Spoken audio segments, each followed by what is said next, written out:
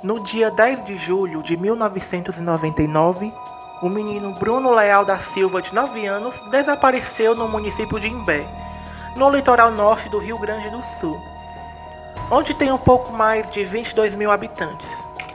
Bruno era um menino tranquilo, loiro, de olhos claros, criado em uma família simples. Ele vivia no bairro Balneário Imara, uma região de casas próximas da praia, onde todo mundo se conhecia. Nessa manhã, ele tinha saído para encontrar seu pai de bicicleta em Atlântida Sul, cerca de 10 minutos dali. E mais tarde, sua bicicleta seria encontrada pelo pai na praia. Era uma manhã de sábado, por volta das 8h30 da manhã. Ele sai para encontrar seu pai Nazareno no trabalho. Sua mãe, Deversina, disse na conversa que teve com o pai, quando ele chega em casa. Ele pediu para ir no serviço do pai dele, que era em Atlântida Sul, aqui pertinho. Não dá 10 minutos de bicicleta, eu não vi problema. Eu deixei ele ir, só que nesse dia ele saiu por volta de 8h30 da manhã. Aí quando meu marido chegou em casa, eu perguntei pelo Bruno e ele disse, não, mas o Bruno não apareceu.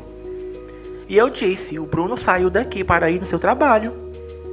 E ele responde, mas o Bruno não apareceu lá. Lembra a mãe. Então eles começam a procurar pelo bairro. O pai de Bruno faz parte do caminho que o filho percorreu pela praia até o seu trabalho, pois ele tinha visto as marcas do pneu da bicicleta, pois naquela época as ruas eram de terra, mas não teve sucesso. As buscas continuam e cerca de uma semana depois do desaparecimento, os pais são procurados por um cara chamado Wilson Roque Bonamigo, que se dizia ser vidente, dizendo que sabia onde o corpo de Bruno estava e que ia ajudá-los a procurá-lo.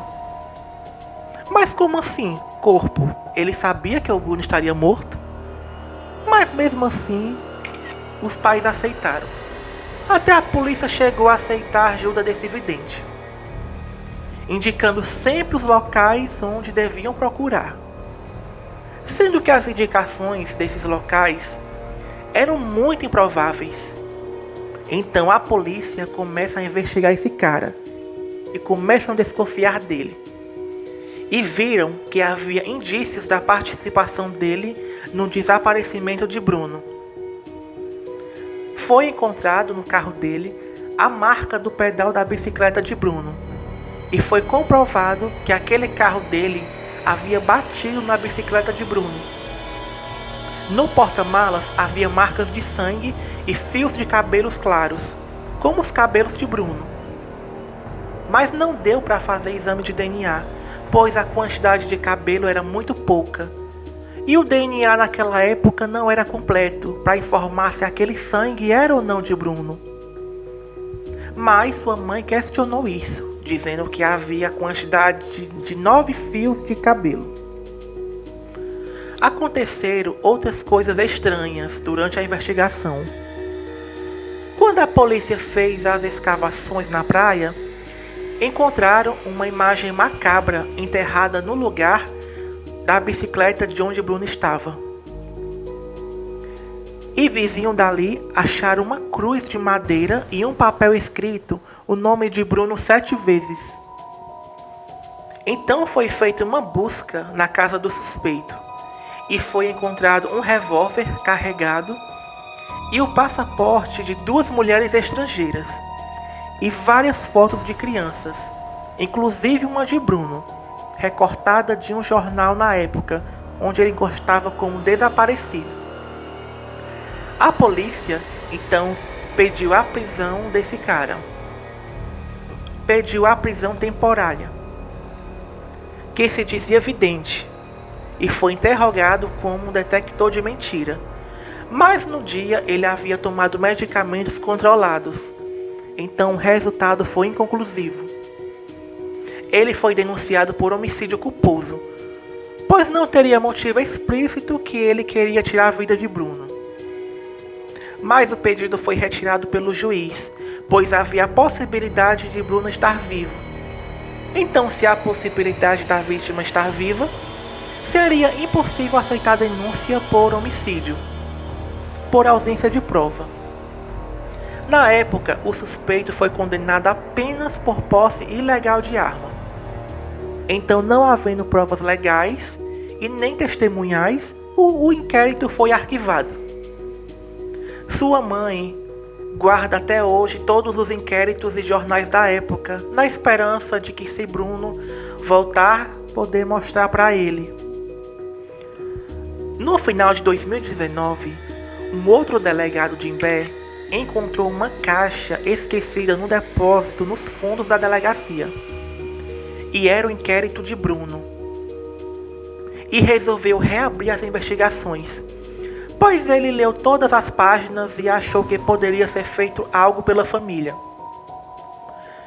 O delegado conversou com vários policiais da época e com o juiz que teria arquivado o caso.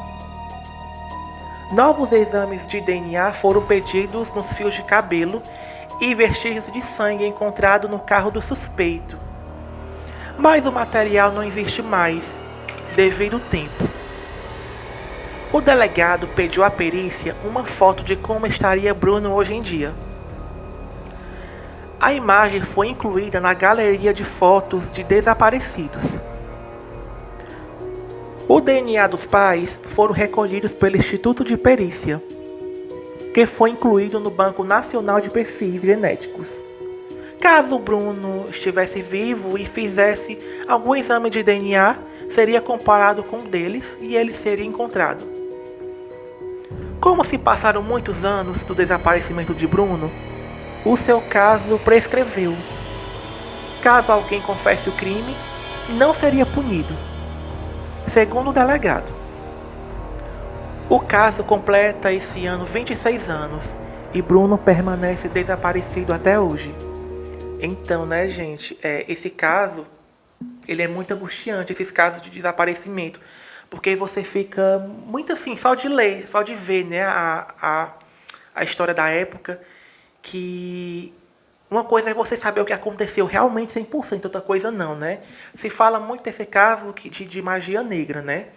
Pela imagem que foi encontrada, o nome dele numa cruz, indicando que seria magia negra, né? Mas como também à época o exame de DNA era menos evoluído do que hoje, né? Não se deu para fazer muita coisa, porque na época a quantidade de cabelo era pouquinha, né? Mesmo a mãe do Bruno dizendo que eram 9 fios e que daria para fazer. Mas na época eles disseram que não, infelizmente, né? O Bruno, esse caso esse ano fez 26 anos, agora em janeiro completa 27. Então, gente, esse é o caso de hoje, certo? Espero que vocês tenham gostado. Se vocês gostam desse tipo de conteúdo, comenta aqui que vai estar me ajudando muito, curte. E vocês podem me dizer que tipo de casos vocês querem ver aqui, certo? Que eu vou procurar estar trazendo para vocês, certo? E é isso, gente. Um beijo e tchau.